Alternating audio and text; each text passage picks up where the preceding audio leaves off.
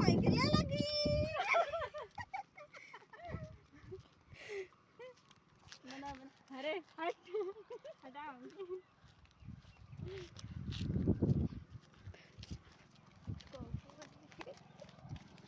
सब बोल घी हा घी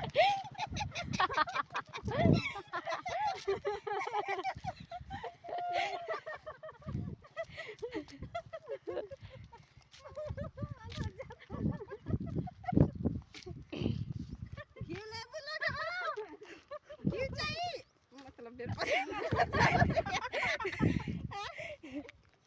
घी चाहिए हाँ ले ला खा के मोटा जे लोग बहुत देसी घी हो मक्खन वाला हम ना बेची ना मलाई वाला मलाई मार के ले ला हो घी ले ला दाम बताओ